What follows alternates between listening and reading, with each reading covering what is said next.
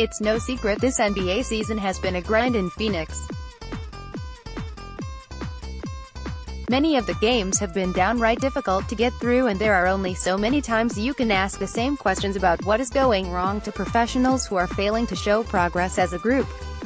Lately, though, the script has flipped.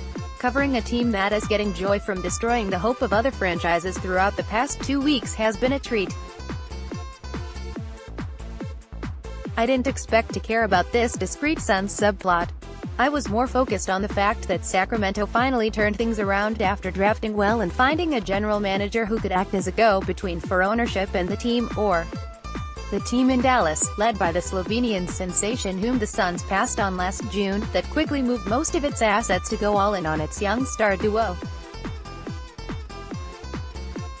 I'm sure many fans' focus was in the same places. The grass is always greener.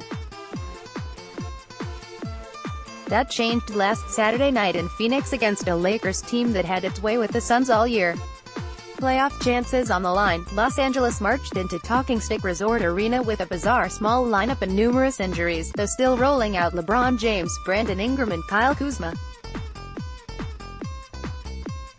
and Tyson Chandler. The Suns dominated, driving a stake through the Lakers' playoff chances and swatting down the first domino toward a full-on tank in LA.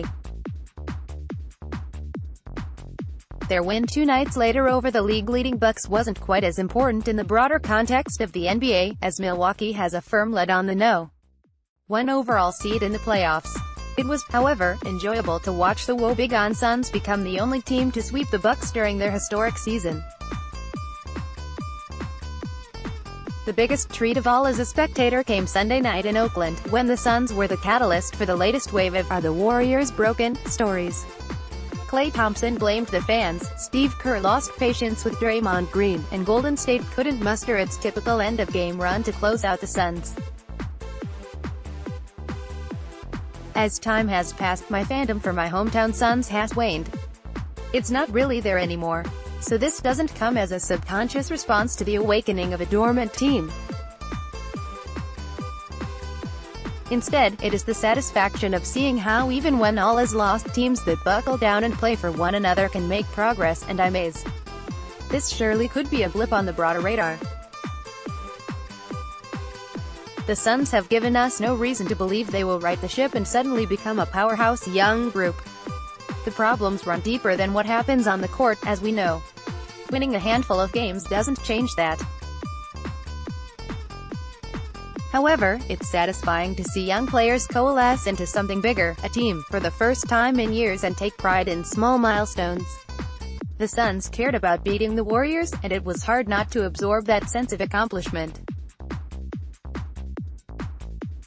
They have another opportunity to rebel-rouse tonight at home against a Jazz team seeking to solidify a playoff berth amid a rough season.